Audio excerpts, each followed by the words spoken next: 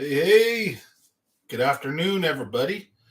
Thanks for watching Common Sense Fishing. If you're watching this at a later time down the road, well, good morning, good afternoon, good night. Whatever time you're watching this, thanks for watching Common Sense Fishing. So, today's video is a early live stream because I'm going to have another one tonight. So, we usually do these 6 to 7 o'clock p.m. till about 9 p.m. depending on how many people are on and how much fun we're having. Sometimes we go a little later. Sometimes I miss a few, which the last 2 weeks I've missed a few.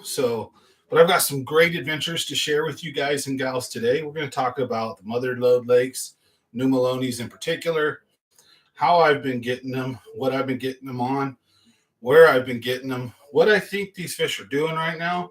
We're going to tell you about a real monster bass that I've seen. And then I'm going to fill you guys in on where I've been the last week or two, what's going on. At least we're going to set up the part two, so to speak. So tonight we're going to have a live stream again, and it's going to be a little bit more personal. There's going to be a lot of information, and the one tonight is more going to be, we'll be talking fishing, all kinds of stuff, but we're going to be talking about what's going on in my life and some changes and some things.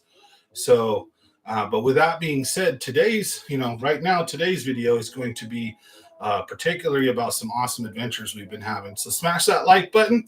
Thanks for watching Common Sense Fishing. And leave a comment, helps the channel always. And also when the video's done and it's not live anymore, so there's a difference between a live chat comment and then a comment on the video. It helps the algorithm. It helps the video get shared. So, let everybody know, hey, cool fishing channel, do great giveaways. As a matter of fact, we need to have our February giveaway. So that'll be coming up probably next week. We'll see how that goes. I have a tournament coming up this Saturday. So probably the following Monday, we'll, do the giveaway or at least announce it. And then probably Wednesday we'll have it. So that way I always like to give everybody enough time to prepare, set a reminder. That way, in case they forget or they're not always constantly checking the channel. I don't know who has their notifications checked or not. So you never know if YouTube's going to let you know whether or not I'm posting or what's going on. So, but with that being said, let's get into it. So I've been out at New Melones probably like 4 or 5 times in the last 2 weeks or so. And been having a ton of fun, been catching a lot of 3-pounders, 2.5 pounders, a lot of good fish. And I stumbled across and found a spotted bass. No kidding. I've caught a 6-pounder before. It's my PB. This thing had to be like 7, 8, maybe pushing 9, like close to a record. The biggest spotted bass I've ever seen. It was probably about this big or somewhere around that range. The belly and body was like this, and then it went to a short fat tail at the end. Skinny had that really dark lateral line. It was an obvious spotted bass. Biggest spotted bass I've ever seen in my life. Hey, Charles Chuck, what's going on? So we're talking about fishing at the mother lode. I seen what was probably only a pound or two away from a couple pounds, because I think the world record's now up to like 11 or something for a spotted bass. That's sad. I don't know that. I should double check. It kept getting broke so much the last couple years ago. Bullard's Bar and New Melones were just kicking out hogs. So the record got broke so many times, I'm going to burn out on where it's at. It's either 10 and some change or 11 and some change, I believe. But this thing could have gone 8 or 9. Maybe was as small as about 7, but it was easily bigger than my PB for sure. That's why I think this thing was 8, 9. Monster. I don't think it was a 10, 11. I think it was a couple pounds shy. But this spotted bass was, like I said, just huge, like almost shoulder to shoulder for me, like a 2-foot bass or so, something like that, 24-inch. And had this monster football belly, just a huge tank, and it was so thick. And then it had, that the tail, wasn't obviously impressive. It was just a football, but it was like a big ass football. And it was a spotted bass. Oh my God. So, anyways, I don't really want to say where it's at just yet because after this Saturday's tournament at Lake McClure, I'm going to head up to New Melones, and I specifically plan on trying to catch that fish. I know it's gonna be somewhere in that area, and it's gonna be ready to spawn in that area in probably the next 2 or 3 weeks. It's already on that particular fish already seemed extremely aggressive and on a pre-spawn pattern, but I just happened to spook the living daylights out of it. So we'll talk to you about, like, I don't want to tell you where just yet. Obviously, it's at Lake New Melones. And if you know me or you see my videos, you know where I like to fish, right? So, oh man, I'm telling you, Lake New Melones is awesome. Funk, you ever make it down, you got an open seat on my boat anytime. So, as a matter of fact, tonight's live stream is going to be more personal news and information. We're going to talk fishing and all that, but we're going to get uh, a little bit, let you guys know, because I'm pretty close with my subscribers, and I let you guys know always what's going on. I don't obviously tell you everything about my life, but I'm pretty open book. I don't really worry about hiding stuff, and I like sharing in case other people are going through similar stuff. Then you're not alone, and it always helps to get some encouragement and good words from each other, whether it's me that's needing it or other people and I'm giving them. So tonight's video, we're going to be talking about some specific things. All I can say is say a prayer for me and my family, guys. Things are crazy, but not necessarily bad. I mean, it is kind of, but anyways, we'll go down that tonight. So if you guys are interested in hearing more about some of that stuff, we'll go into that tonight. I got to be very careful not to slip up and say where this fish is, because there's some locals, people around here who watch the channel, and I hope somebody gets it. But before then, I wanted to crack at it, and I think I know what'll get it to bite. So I'm going to give it a few shots with maybe 5 or 6 different lures. We're going to tell you first off how the fish appeared, like what happened, what I think it was doing, and we'll give you a little bit of the story real quick, and then I'll detail what I think I'm going to throw at it, but I'm not going to tell you where it's at. I think it's going to stay in the same area. It's getting ready for spawn. So here's what happened. So I'm at a specific location, and the sun starts going down. And so the mountain is casting a shade out into the water in a certain depth, right? Let's just call it 60 or 50, right? And the mountain is casting the shade line. And I was like, it was there for quite a while though.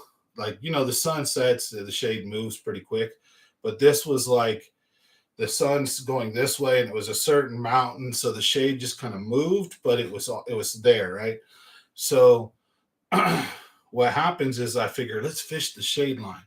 And I even say it on the video, right? I go, let's fish the shade line. And it's this big, long shade line that's about 100 yards long. So we pull up to it and we spot lock. And we cast on each side of the shade line. I pick the sunny side, and my buddy picks the shaded side. And we're going through, and someone gets a fish, boom, right? Then we do it again. And I think we both got fish in that shade line, probably like 2 or 3 at least right away. And then we start moving up the shade line because we pick it apart. And then once the bite kind of slows down or stop, might throw a different lure, no more bites. Okay, we move forward to whatever the farthest we could cast is. That's about where we would put the nose of the boat so that we could cast again in front of us, and we're covering that whole area specifically, really thorough, right? So we're making all these casts in open water, right on a shade line over 50, 60 feet of water.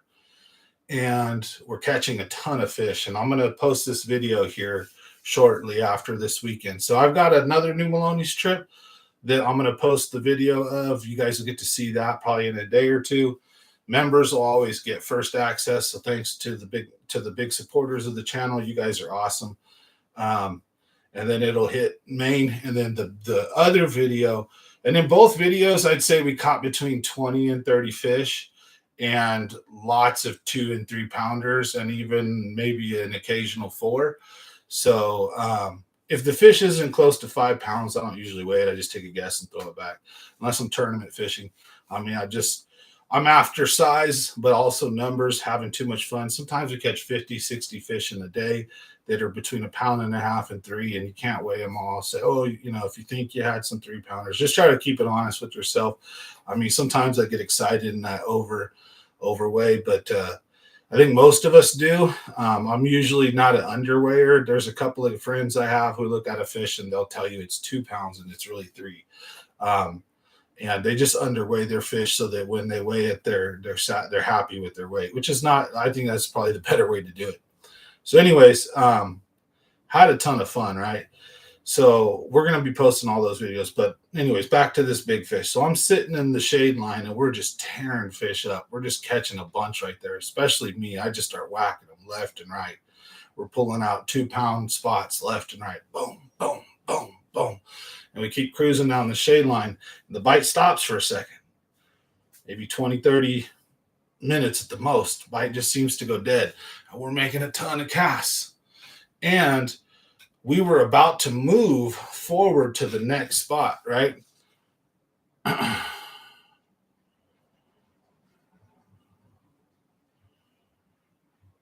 Oh, Mad Bass, let's roll fishing.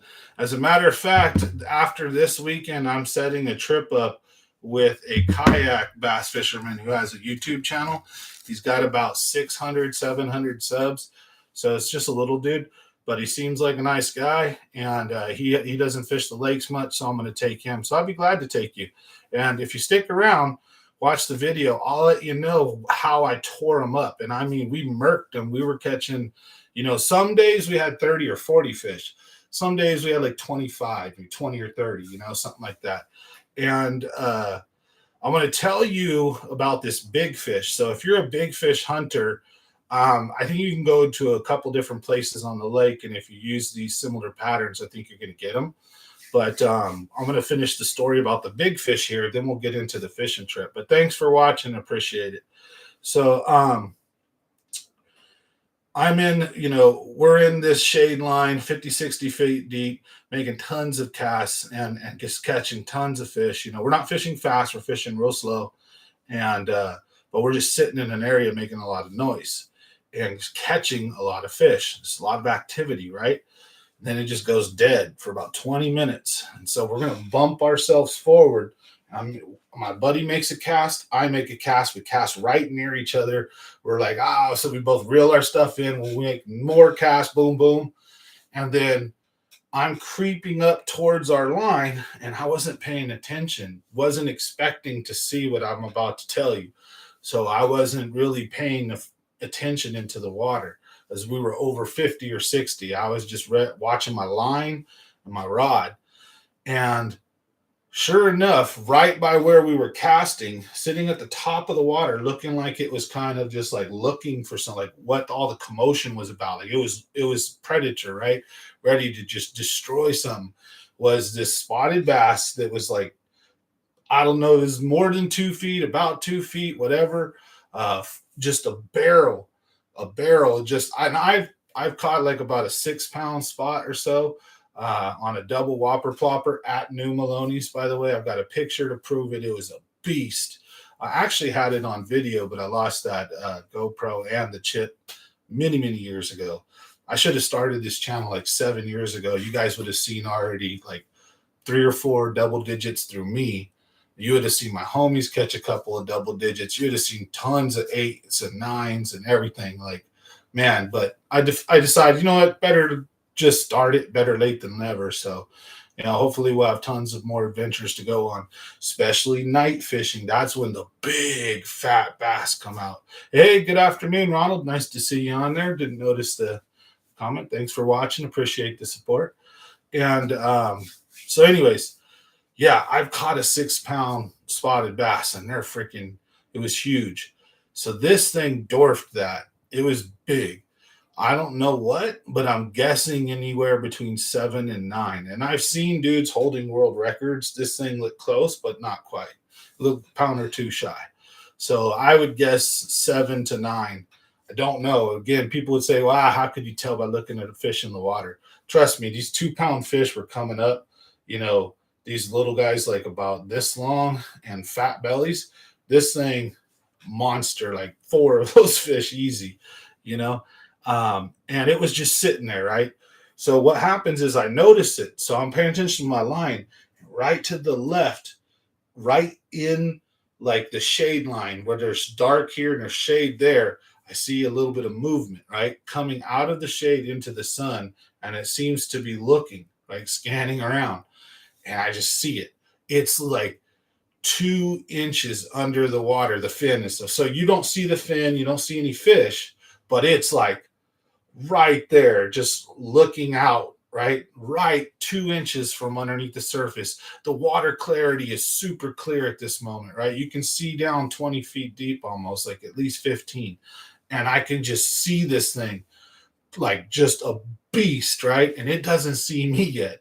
However, the trolling motor had been hit right before I spotted it, and the boat was lurching forward, and it's just like this all went down in like a half a second. Then the fish seems to notice us. It turns around, and I'm telling Jay, look, a giant spotted bass. Look, and he turns around from the back of the boat, 17 feet or 15 feet behind me, and looks and spots it. And as he sees it, the fish does this like U-turn thing, kind of swims a little left, swims a little right, and then darts down. And he goes, damn, he goes, that was a huge fish. And he goes, that could have been a trout or something. He goes, or maybe a big carp or catfish. And he was looking at me kind of questioningly. And I'm like, no, dude. I'm like, I'm right there. I'm like, the fish was probably realistically anywhere from, no more than 8 feet away from the front of the boat. Like I could see this thing clear as day. Might have been as close as about 5 or 6 feet because we were all stealth, just sliding forward. And it was looking the way we were casting. It didn't spot us. It got, I don't know, just, and then it did once I was all, look, Jay, like it heard me or something, and it did that turnaround. And dude, it was so crazy. It looks like we got some bots in here. Hey, either way. Well, thanks YouTube for the artificial views. But so anyways, I spot that fish, and I think what it was doing is, I think it's in pre-spawn. It was extremely fat, like egg fat, because this was a spotted bass. I don't know, could eat a trout, but it was a big enough bass. But like it was just packed full of eggs. It was just bursting. It was so huge. And so the way that it was hunting, I think it was hunting for that couple of big meals that it needs in pre-spawn to continue making eggs. So here in the next few weeks, it's going to spawn somewhere in that location. So within a certain distance in front of it, certain distance behind it, that bass is going to spawn somewhere. Now, it could spawn in a tree. New Melones is nuts. So depending on water level, those bass will spawn on rocks, trees, cables. They'll spawn on some weird stuff, especially the bigger fish. Sometimes, not always, be right up there in the shallows, but usually the big fish will spawn out over maybe 30 feet deep on a tree that's 20 feet tall and it's 10 feet. It's like the perfect temperature. Everything's and because the eggs are kind of sticky. That's why they say birds can transfer fish from one lake or pond or river to another, because when they walk around in the water, they don't know, and if they step on a fish's nest, then the eggs kind of stick to their legs, and then when they come to a new spot, they could fall off right there, and then you can have a few hatch. Next thing you know, they're spawning, and voila, now you have one species in the location that it normally wasn't. But with that being said, if you think that happened very often, then there would be spotted bass in places like Lake Eastman. See, a lot of these Army Corps of Engineer lakes, like Lake Eastman and Amador, are largemouth only. Pine Flat, which is also one, got introduced spotted bass to it later on, which is stupid. Just like whoever introduced the spotted bass to Lake McClure, I'll tell you, man, that was so dumb. In the 80s, or not 80s, 90s, in the 90s, when I was like a teenager, like 95, 96, 97, I would go out there to Lake McClure, and we would Texas rig from the shore and catch 4 to 6 pounders all the time. Lose monsters. My buddy got a double digit when we were like 18. He got a 13 pounder out of there. So there's there used to be some monsters in Lake McClure, and there still are. It has some big fish, but anyways, you'd think that would happen more. So I think that this big fish that I was after was definitely pre-spawn, was attracted by the commotion, and it was in the top water column. And also during that day, I had seen trout leaping and flying out of the water in certain locations trying to avoid something. So right now, I think is the time that I want to try taking things like a spinner bait and getting parallel with the bank, or fishing out with a spinner bait over 50 or 60 feet of water where you would not think to use that. So my choice of lures would be a spinner bait, top water, walk the dog that I can pause and then cause some erratic action and noise and splash and all that, and then pause and it floats. You don't have to worry about it sinking or anything, like a buzz bait. Buzz baits are great at the Delta. Buzz baits are great at places that have weeds and vegetation. Over open water, they work as well, but I'm not a big fan of them. I'll go with something that I can pause if I want to, and then if not, I can just create a bunch of noise. And if it's the noise that you're after, then I can understand if you're trying to draw the biggest fish out with the most noise, that actually can be a good strategy. So, I mean, that's why they do work. And I've got a 6-pound spotted bass on a double buzz bait. It's a double whopper plopper buzz bait, but it was an old one where the design was basically, it was just a double buzz. So it wasn't the double whopper plopper now. The double whopper plopper now just simply has, or I think it's that, not the Chapo. It has a plopper in front and a plopper in back. So it just tears the water up horribly. And it's a bigger sized one. It just causes so much noise. So I have one. They're great. You catch some big fish. I've got a monster on it on video too. But anyways, so I think this fish was definitely pre-spawn. My choice of lures are definitely going to be suspended fishing lures and top water. So things like potentially a jerk bait out over 50, 60 feet of water, maybe even shallower. Things like a spinner bait, S-wavers, swim baits that are up in the top water column, and fishing them out away. See, people get those swim baits and they're putting them right up against shore, and they're getting on main lake points and they're pulling them across points like everybody says you should do. But where are the trout fishermen? Where are all the trout fishermen? They're out in the middle of the lake chasing those trout wherever they're at. And they're usually, in the wintertime, they're usually in the top 10, 15 feet of the water column, right? They're usually not very deep until the lake turns. They're usually pretty shallow. As far as in the water column, that don't mean they're 10 or 15 feet deep. And they can be a lot of times. You'll find trout up shallow in the winter. But you'll notice, so what I was seeing is I was seeing a trout over about 100 feet of water leaping like constantly, not normal, like a couple of them too, because they look like different size, but it was only like one or two. And it was just leaping and then jump in and then leaping and then jump in. And it's like, what the hell? That's not, the trout wasn't trying to eat anything. It was trying to get away from something like you see a seal or a dolphin do when a great white's chasing it. And then the trout stopped leaping, right? It wasn't leaping anymore. And in that same area is where I see this monster fish a little bit later. So not quite right there, but in the general vicinity. So I think that the monsters right now are probably already pre-spawn, or they're just turning on for pre-spawn. I think that means now most guys, you can still get them up shallow. There's going to be big fish up shallow too. So you can try it in both locations. But I have a feeling I want to try to be using the trees. See, what will happen is in about 60 to 80 feet of water right now is where all the trees at New Melones are at. And some of those trees are 40 to 60 feet tall, meaning that there's only 20 feet of water between the tops of those trees and the surface of the water. And they can sit out right there and just check out trout, bait fish schools, anything come by and come out and smash them. What did I catch the majority of my fish on? So, yeah, that was pretty much the big fish story. I seen it.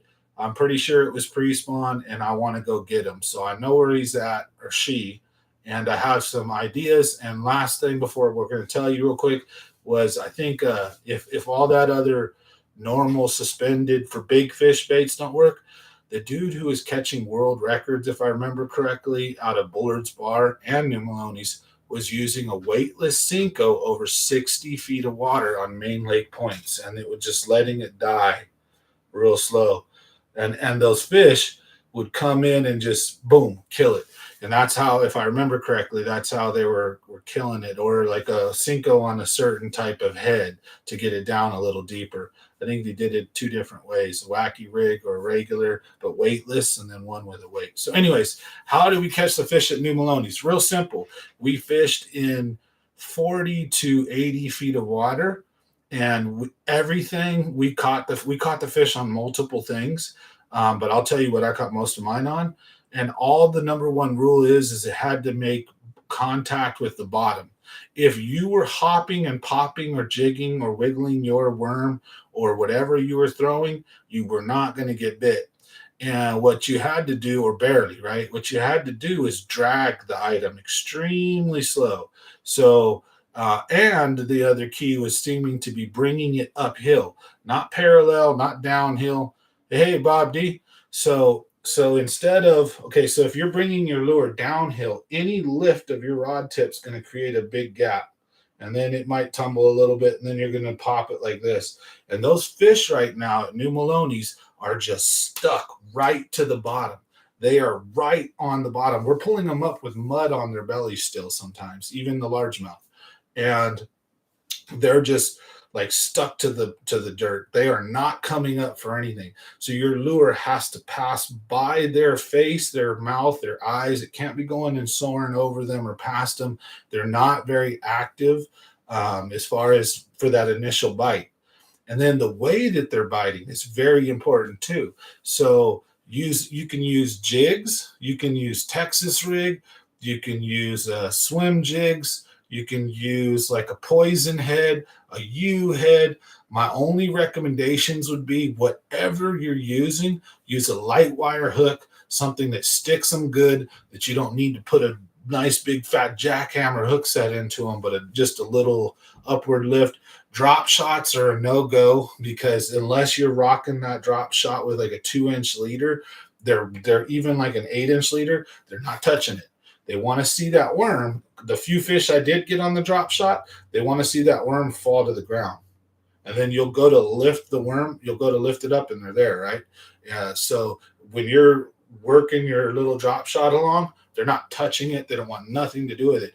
Anytime they bite is if you left your drop shot alone and the worm slowly sunk to the bottom. So we know people that were smacking 20 or 30 fish a day on jigs, Nico rigs. My buddy Jay, he was using a swim bait on a little poison head with like a swing head hook. So it's like the hook could swing freely. Nice big like Texas rig one, but it was a what would you call it? It's Texas rig. Why did I call it that? But anyways, it was light wire, so it was extremely sharp, right? And it had a little 1/4 ounce, like a swim bait head. So not a round head, not like a football head. It was like a swim head, right? So it was like a poison head, I think it was. And he was catching them with little 3 and 4-inch swim baits. I was using Ned rig. And all we did, right, is you had to be patient. You couldn't, okay, so you also need to have spot lock, or you need to consistently keep your boat in one spot. So if you don't have spot lock, you can't be letting your boat drift much unless you're drifting extremely slow. And then what we're doing is we're positioning the boat in about 40 feet of water. We're bombing our lure as far out as we can. And then sometimes we'd go check and we'd be casting in 90 to 100 feet or 80 feet, sometimes only 60 or 70 feet.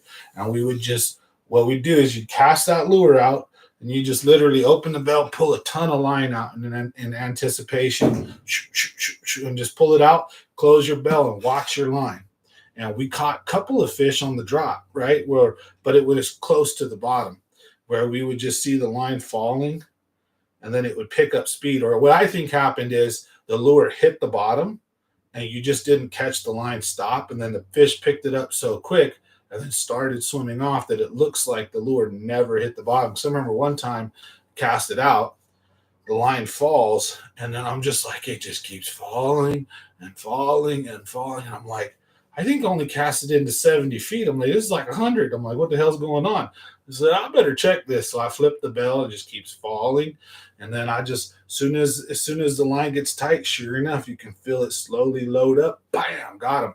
And so Ned rig on the bottom, and most of the fish are probably coming in that 60 to 80 foot range, because as soon as you hit over 80 feet or 70 feet, that's where the trees are at.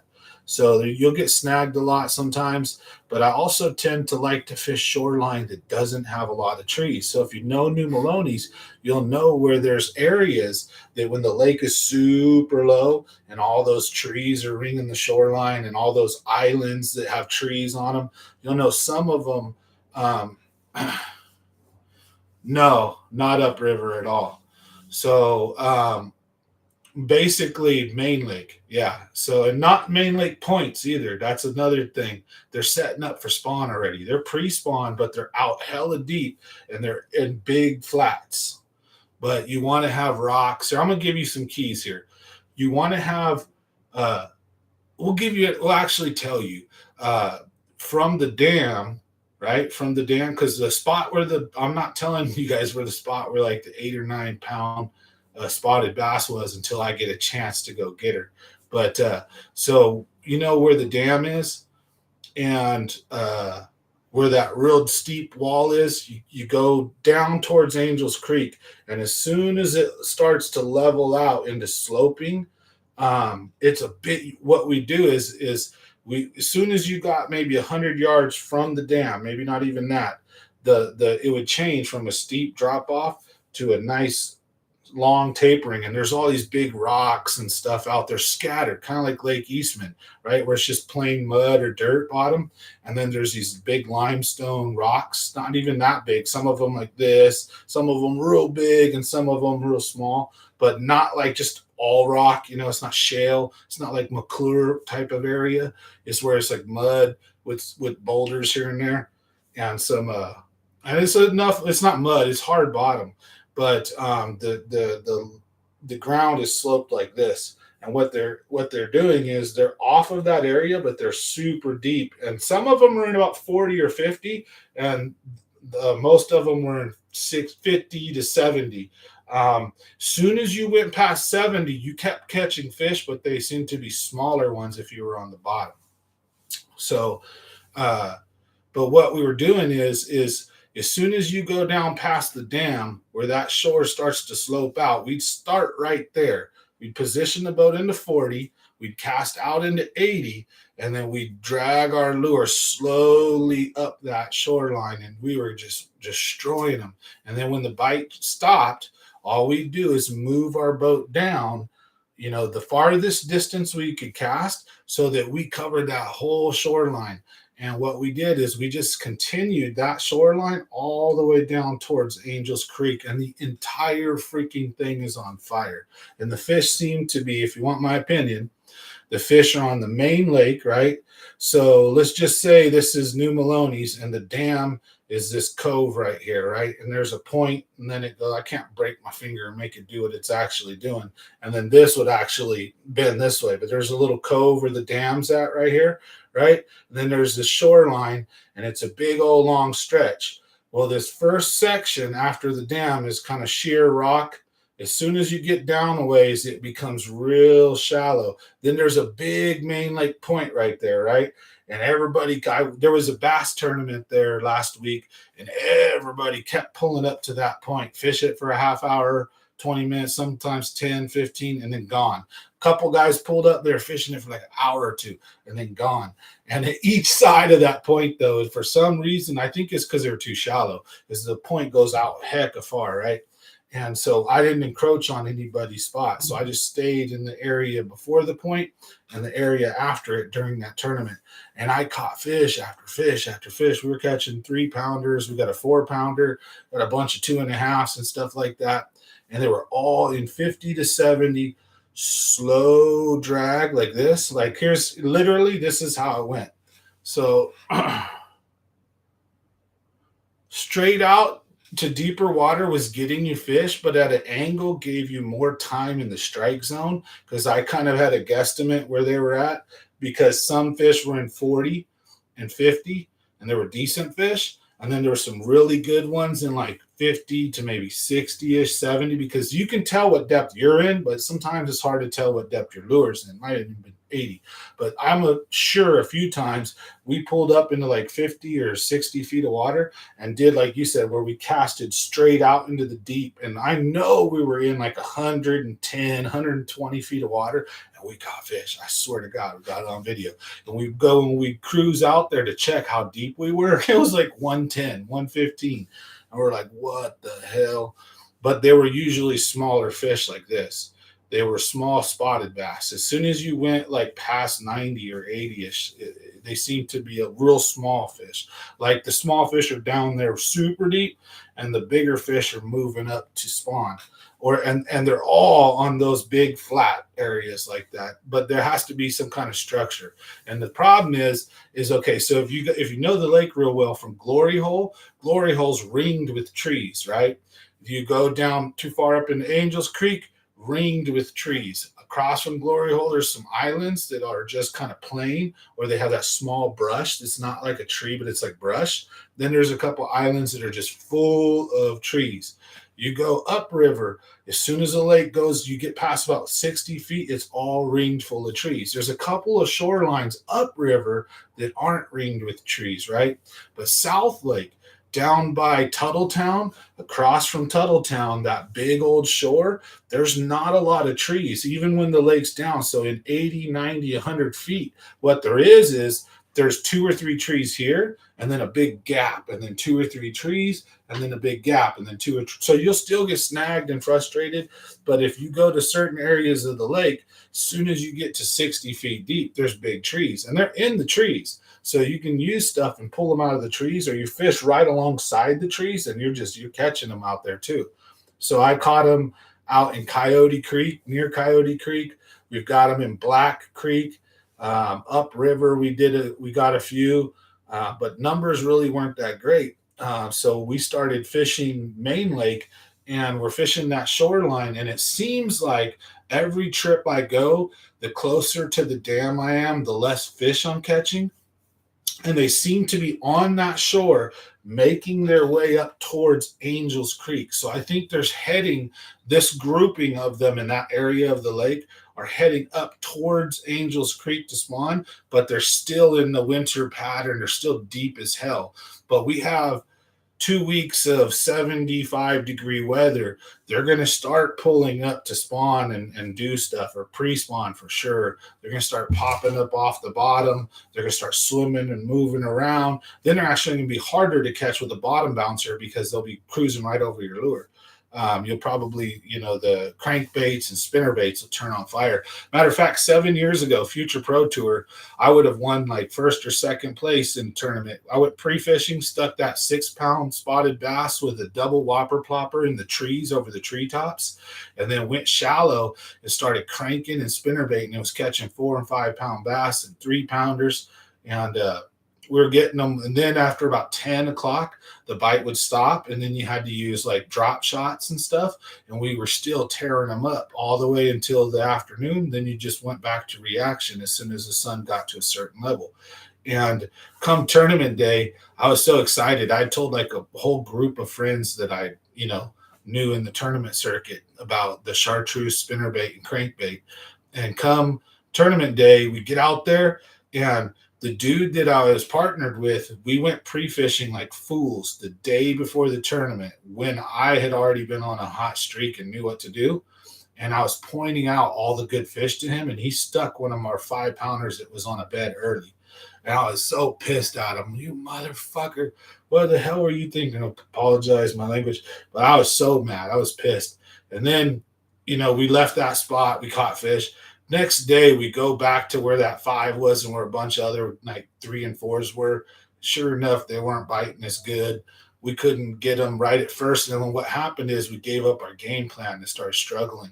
And we barely put together a dinker limit. It was not the greatest decision making, during a tournament. So, anyways, I think they're heading into Angels Creek to spawn, but I think that the whole shoreline by the spillway, by the dam, and past that, heading into Angels Creek. Because if you want to know where I got my 6-pounder on a double whopper plopper, it was when the lake gets low and you have to launch on the right hand side of Glory Hole with a dirt launch on the right, and then there's the final launch at the very end. And once it gets past that, you can't launch anymore, and it becomes a dirt launch. But even then, they shut it down after a while. When it's on the right hand side, if you look straight across, there's a couple islands in your way, but there's a shoreline back there that's got nice boulders. It's sloping, and then there's trees here and there.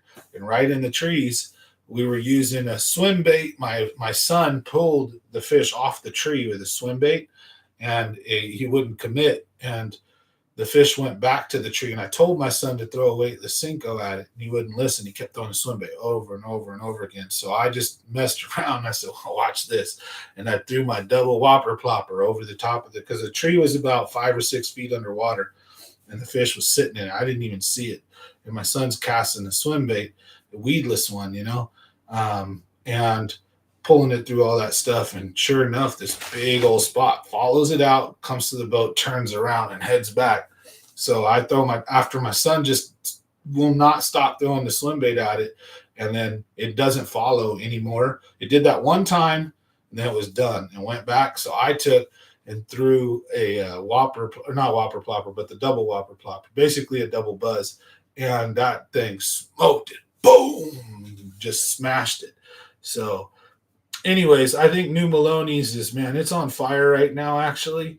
And then the other thing, if you're still here, Mad Bass, what I would really, don't appreciate the questions. It's cool to get to talk to somebody about it. So we got a lot of cool members here and subscribers.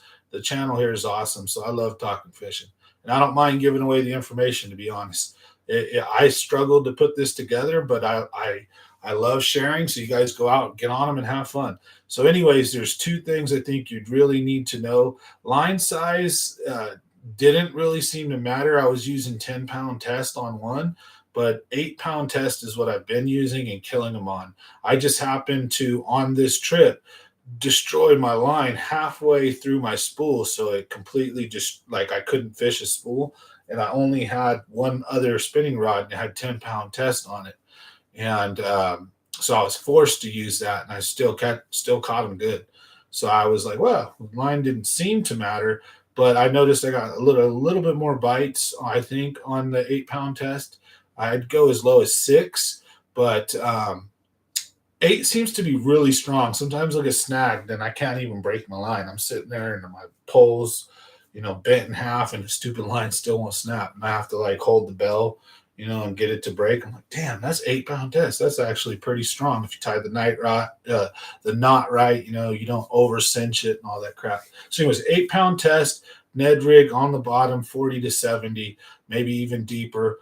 And here's the 2 most important things. 2 most important things, because again, we caught them on jigs, we caught them on swim baits, we caught them on a lot of different things. It had to be like this. So I'll give you a kind of a show you.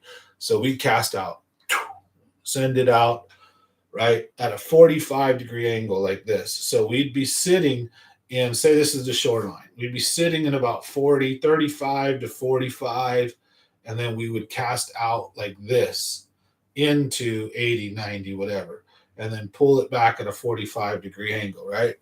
And we'd cast out. You had to pull out, because unless your line's really smooth, your spool's just perfect and it all just rolls right off. I don't like any tension, so that the bait doesn't pendulum towards me. I want to drop straight down out there so it's out as far as it can be, and then I'll work it in. So I peel a bunch of line off my reel and let it just sit on the water. But you don't want it to, it'll pull itself out. You won't get knots in it. So I'll pull a bunch out, and then I'll watch it. And as it's sinking, I'll pull more if necessary until I see it stop. And then I'll click my bell. I'll pull up the slack line. I'll wait a second, just for a second. I'll slowly reel that slack in until it starts to get tight. And then all I'm doing is I'm doing like this. Hey, Jeff. Nice to see you. So we're you hold the rod down and obviously towards the thing. And this is how the movement is to catch them. And it works. I swear to God, it's so crazy. Cast out, you hold. As soon as your line gets tight, real slow like this.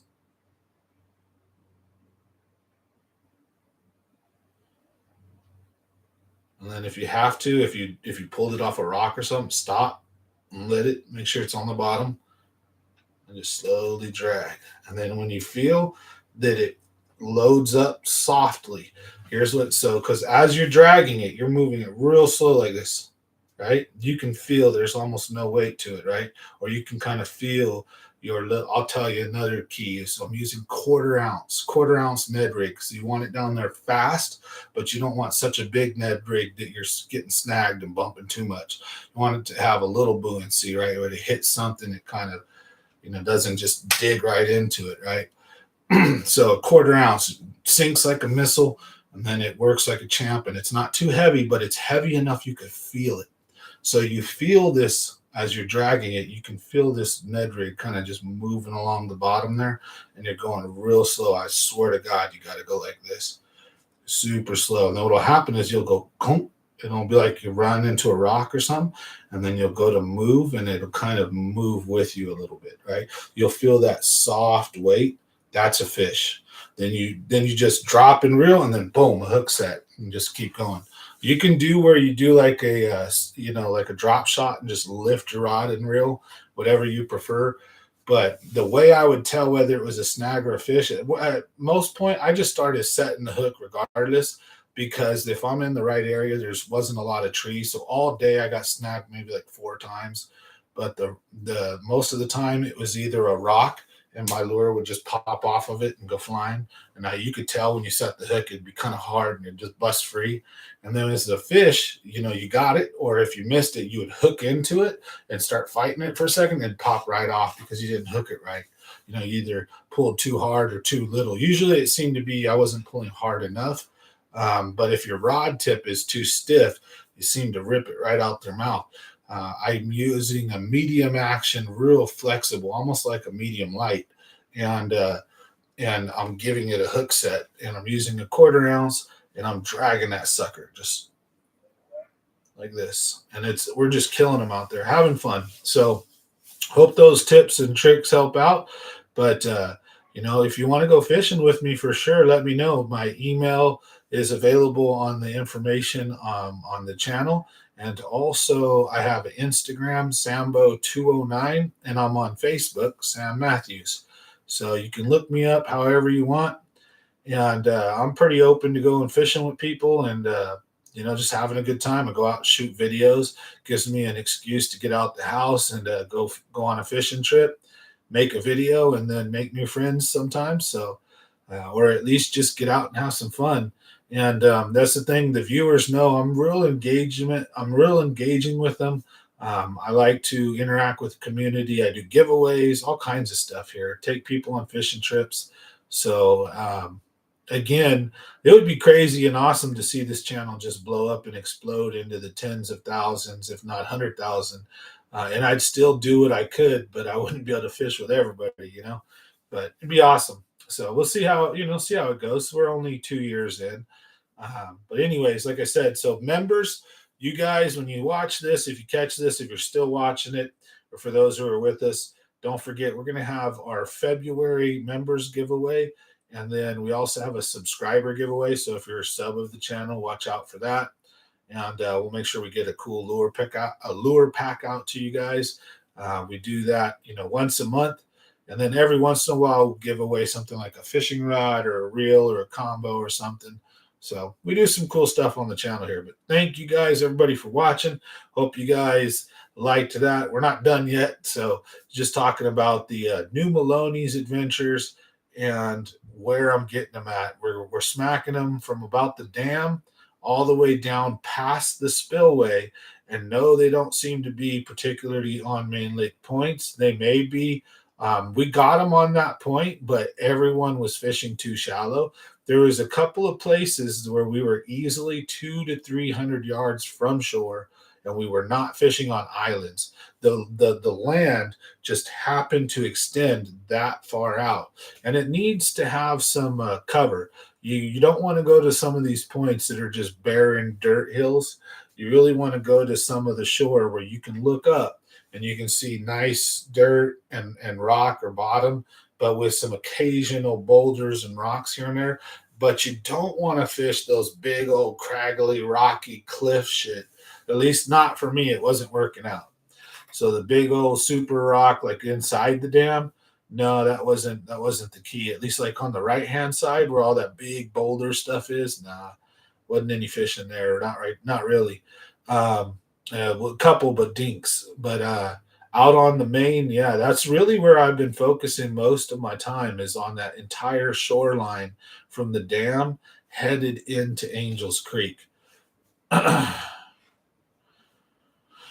Oh yeah, well, thank you guys so much for the comments. Yeah, that's the truth of it is really I've been having a good time out there. That's where I seem to be doing really good. They're loaded up. We're catching a lot of fish. And I do have some guys that were reporting back that they were catching 30, 40 fish a day upriver too. But they said the same thing. They said they sat in most of the day 50 to 70 feet of water and that they got all their fish there. They were watch viewers of the channel. So if that's you guys, shout out to you guys. You guys know who you were. Ran into a couple of nice Asian dudes out at the lake. They were from Fresno and they said they watched the channel. Not like they're consistent viewers of the channel, so they had a little chat with me. Had a good time out there. We were talking fishing and confirming. Yeah, we caught our. They did good. I did good. I got bigger fish size, so that's why I would go where I'm talking about. Upriver seems to be. They said they didn't get anything really over 2.5 or 2. So they were like 2 to 2.5 pounders. Well, we would pull out the occasional 3, a couple of 3s. It depends on each trip though. So like one trip, we didn't really get anything over 3. They were all like 2.5. And then a couple of trips, we had a couple in the almost maybe 3.5 to 4 range. And then quite a few that were in the 3, 2 3/4. So just nice weights. I mean, I look at there was a bass qualifier there last week, and the winning weight was 13 pounds. At that particular day, we stuck like a 3.5 pound, 4 pound largemouth, about a 2 3/4 pound largemouth, and then probably 2 3 pound spots or 2 3/4 spots, and then like a 2.5 spot. So I don't know. Our best 5 would have been close to that, 12 to 13 and a half, 14. I don't think 14, 12 to like 13 pound range. Real good. Had a great time. I got my son. Me and my son went out there and he smacked a big one. We had numbers. And if you look at the shoreline in all my new Melones videos, it's always that same shoreline from the dam past the spillway headed up into Angels Creek. And then I like to go back into Angels Creek during the spawn. I'll go as far back into Angels Creek and I'll work my way out. And another favorite of mine is going to be Black Creek and Coyote Creek. Coyote probably better than Black. Black, I go fish like more towards the main. And that's a good winter spot for me, Black Creek. Coyote Creek is also another good winter spot where you can A-rig them. I'm going to pull up the map right now and tell you my favorite point to fish. There's a spot that I almost always go to religiously, and I go out there and I fish this one area because I almost always pull out a 3 to 4 pounder easy. And then you can catch multiple fish on this spot, but it's a big fish spot. So let me pull it up and I'll tell you the name of the point. It's really, really awesome spot. So let's see here. Stay on web. Where's Glory Hole? Okay, so Glory Hole is right there. Yep, here it is. Let's see if that. No, I gotta use the map. I gotta use the app. All right, sorry guys. I'm gonna tell you the name of it. This point, these are my two best spots on that whole entire lake. I'm telling you, I fish a lot of different parts of that lake. It depends on the time of year. I don't just put myself in a box, but those two shores are so good that if the lake is not like on fire and just kicking out beasts, then I just do this routine and it has worked about 95% of the time. Let's see, it doesn't say. I'm going to show you guys on the map though. So we got Glory Hole right here, right? So let me get it in closer and focus it. Oh, what the hell is this? Oh my! All right, here we go. So Glory Hole is right. Oh damn it! There we go. So Glory Hole is that red dot, right? This is the bridge going upriver. This is all when the lake is full. So there's a bunch of islands and points, but you got to head this way, right, to go upriver. And you actually have to go around and go like this because there's islands and stuff right here. Now, if you look directly across from Glory Hole, let me do this. This is one big point coming out this way. And if you look on the map, this point comes out super far, right? And then there's the cove, and then there's another 2 points, and then there's a creek right here. I don't remember if I think this is Black Creek. I do really good in there. I'm not sure which creek that is. I forget. I think Coyote is no, right? Coyote is there's Angels Creek. So do I have it wrong? Because it's going no. Hold on, folks. Let me see. Yeah, I got it right. It's these two right here. That's Angels Creek. So that's this point right here. Ah, damn it. Anyways, sorry. We'll do it one last time. Remind me later. Ah, damn shit. Sorry, folks. Ah. All right, so there's Glory Hole. Sorry, I know this so here's Glory Hole. It's this second point right here. It's super long, and you'll sit out off of 50 or 60 right here and cast into 10 or 20 or cast into 50 or 60 and fish across this point like this. And that's where there's giants at. There's monsters on that point. I swear to you. I lost something that was broke my heart right there a few years back. So it's kind of my little routine. I'll go out to that point. So I'll launch from Tuttletown. I'll head around like I'm going upriver. And then instead of staying on the right, or if you have to shoot around the left and go around that big rock wall, before you get to that creek right there, there'll be 2 points. One of them will look really good, but it's really shitty. It's a plain lame point. And on your view right now, it'll look like this long point, but then as soon as it starts going underwater, it kind of drops off. Now, the other point looks kind of short, but underwater, it runs for a mile out there. There'll be like one tree at the very end of it, and then one or two kind of off to the right, and then nothing on the left hand side. It drops into a cove. And you can sit on that point in 15 to 25 feet, whatever, and cast all the way into 1 inch of water, or cast over the point into the cove, cast out and bring it up. And then you can move yourself. And I do most of my good luck out there sitting between 30 and 50 and casting out. And that will catch you fish in the summer, winter, and sometimes in the fall. During the spring and certain times of the fall, that point isn't really that great.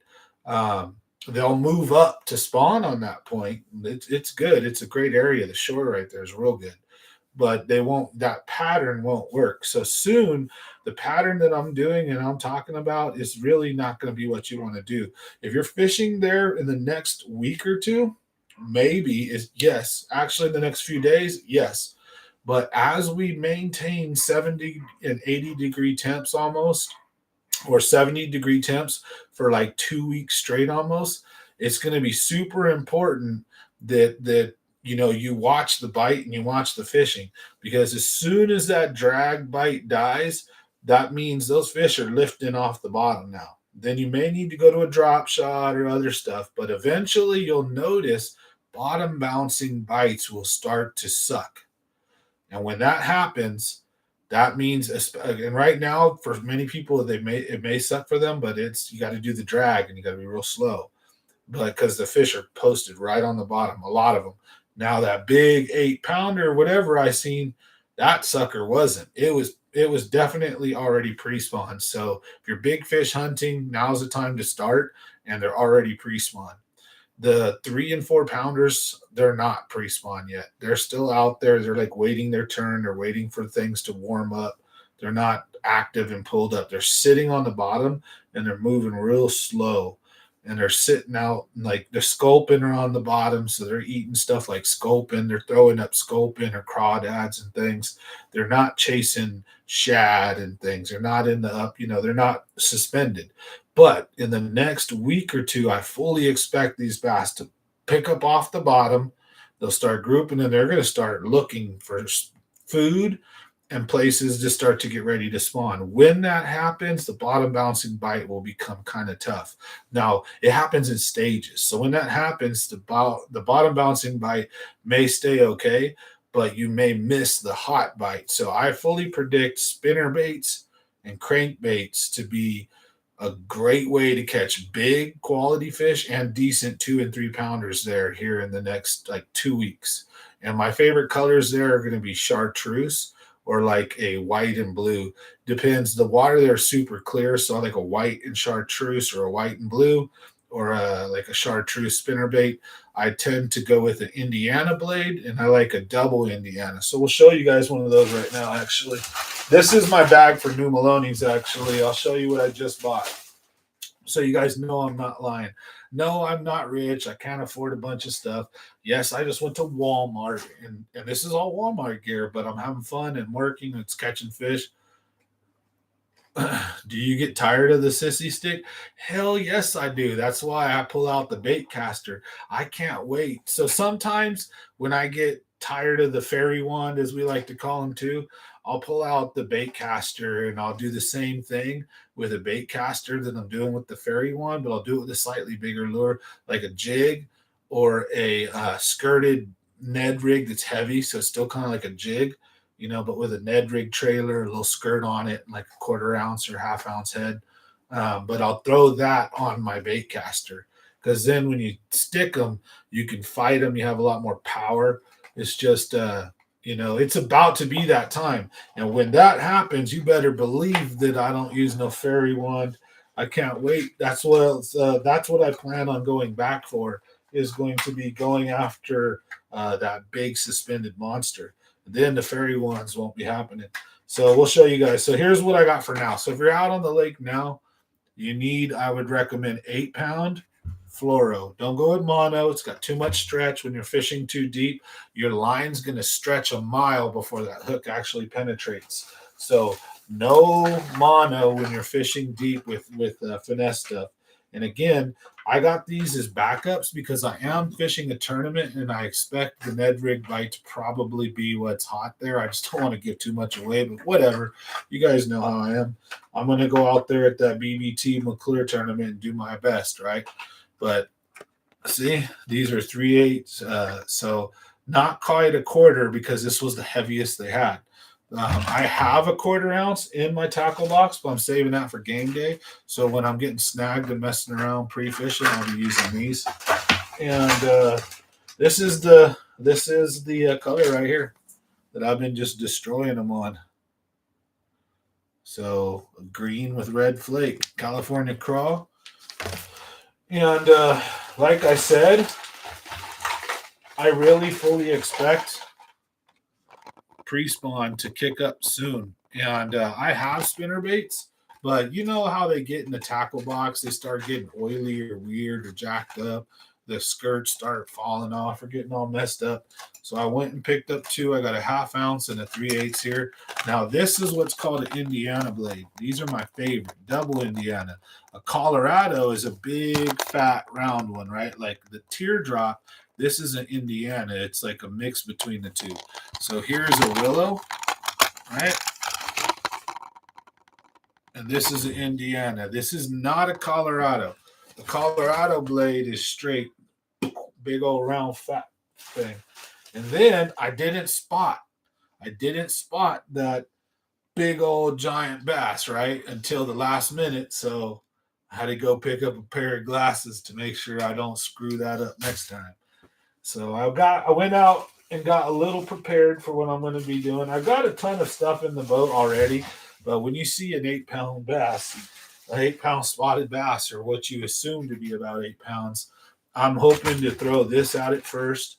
I'm going to throw this at the top water column, almost like a buzz bait, but a couple inches under. And then I'm also going to try slow rolling it mid water column, and then we'll chuck it out into 60 or 80, and we'll crawl it back to the boat. Now, I do have others that I'm going to use first. So if I snag them or break off, okay. But if I start sticking fish, come tournament time, I have some nice fresh ones. So that's the whole idea of what I went out and did. And then I've got 4 or 5 fairy ones. Right now, I think I've got like 6, but I think I'll only use like 4 or 5. And I need to reline like 2 of them. So of course, I didn't go buy the expensive stuff. I don't, can't afford it right now. So what's up, broski? How's it going? Keeping it real. So we went out and grabbed this. Just telling the story about seeing like a monster somewhere between 7 and 9. I have no clue. I'm guessing it's about 8-pound spotted bass at New Melones. In a shade line, looking like it was pre-spawn big time, and our casting like seemed to draw its attention, and I spooked it last minute, which sucks. So that's why I went out and got some different gear to be more prepared. I got a tournament this weekend, so I'll be at McClure BBT this Saturday. So I'm going to be probably camping there tomorrow night. I'm going to go Wednesday camp and fish Wednesday all day, camp, and then fish Thursday, and try to put together a decent little figure it out, and then we'll see what happens. And then come tournament, it's going to be Saturday, so we'll give Friday a break, right? Not going to be on the lake Friday. And if I'm sticking them Wednesday, I'm not going to lean on them Thursday. I'm going to basically see if I can start power fishing for some big fish. So I'll start top water. I'll give you guys a little secret too. Guys, don't top water till it gets hot. But I caught my 6-pound spotted bass out of New Melones at oh, nice. Yeah, let me know what was working for you guys out there. I have no clue. I would assume that it's something on the bottom and super slow. Might even be shallow too right now. I've heard some of my Asian homies told me they got like 2 or 3 limits of decent 2-pound plus bass at McClure, but I think they're fishing live crawdads in like 15 to 20 feet of water or something like that. So, which would be probably the similar tactic, like crawling a Ned rig super slow. But I'm assuming that I may not have to be in 70 feet at McClure. Sometimes you do, though.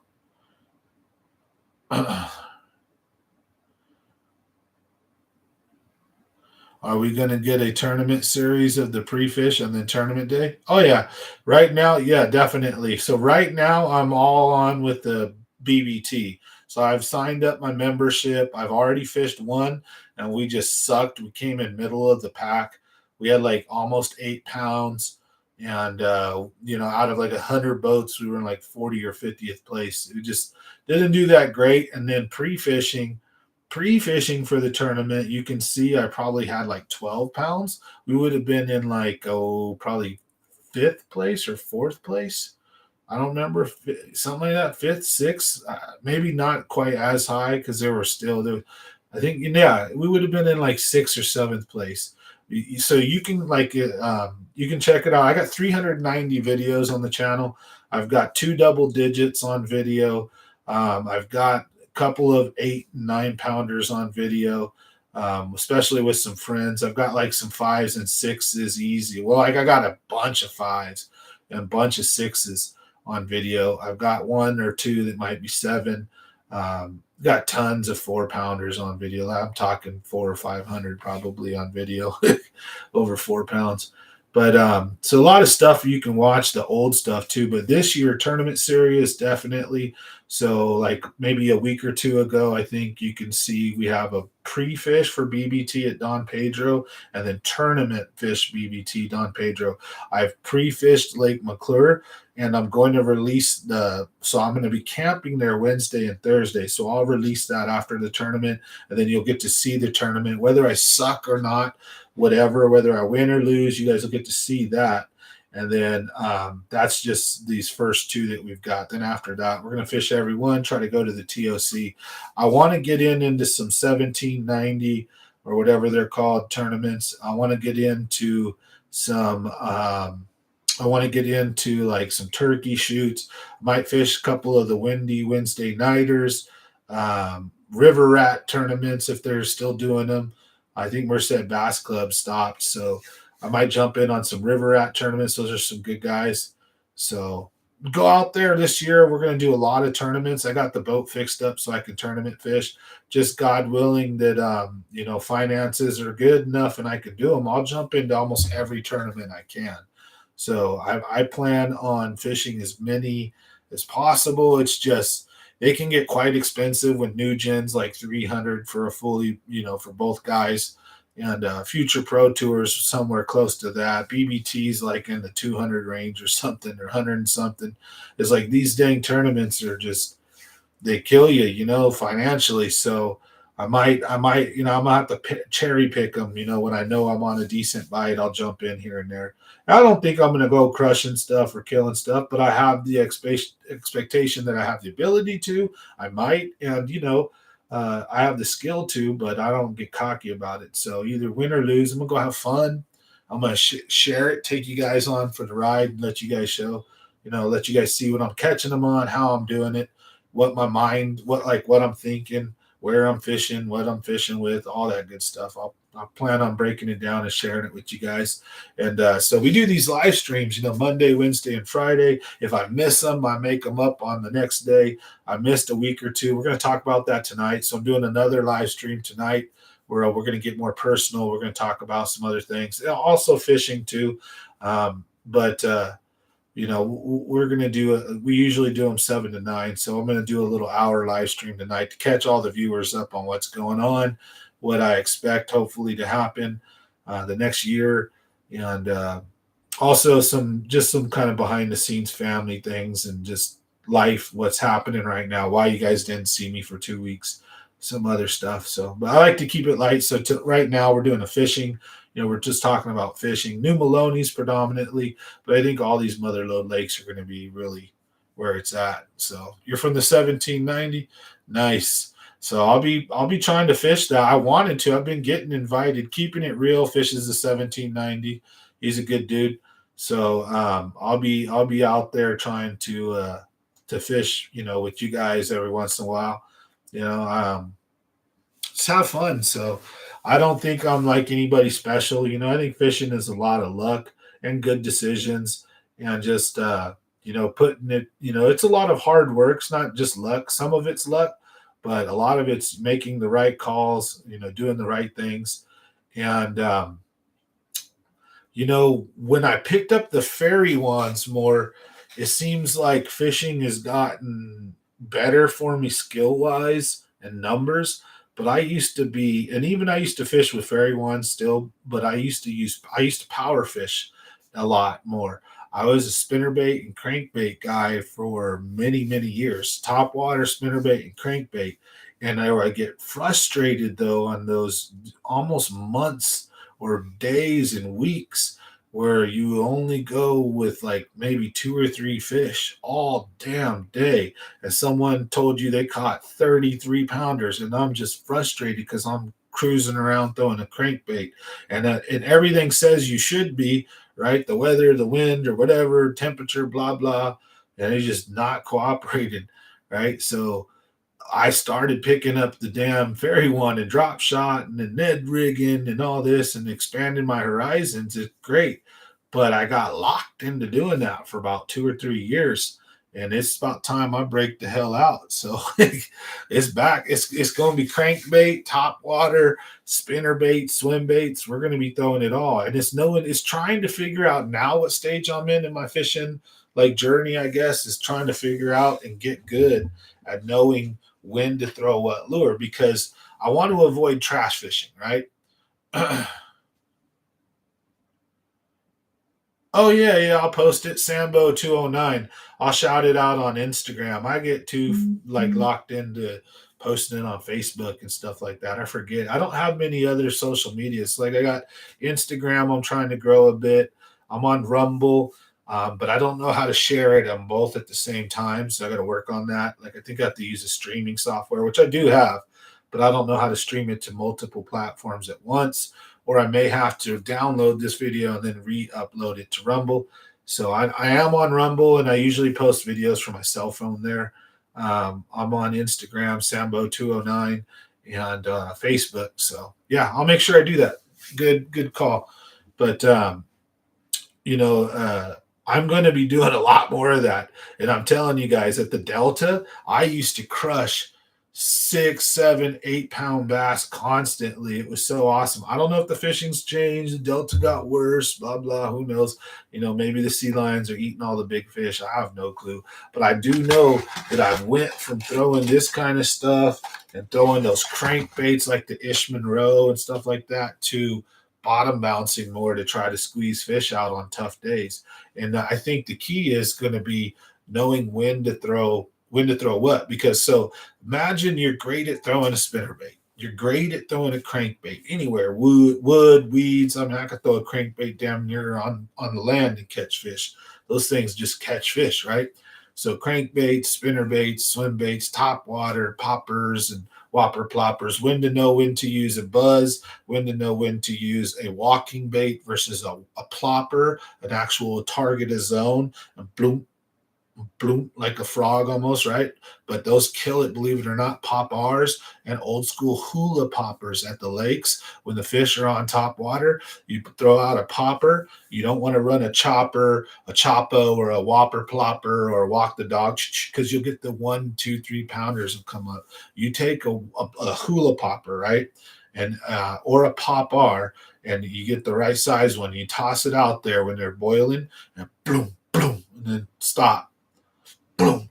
The 5 and the 5+, the big ones will come charging up to the school and they'll get that. The sound is just deeper. It's different. It's bigger, right? And the big fish will come for that. You'll still catch dinks, but you'll notice these monsters will come for that lure.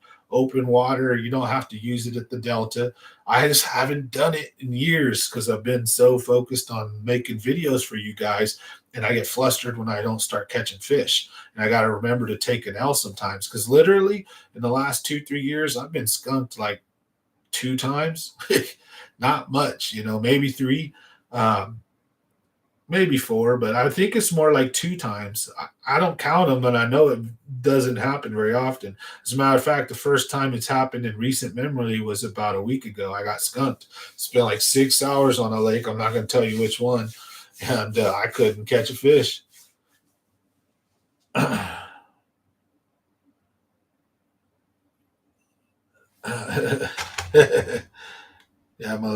hey, Ray.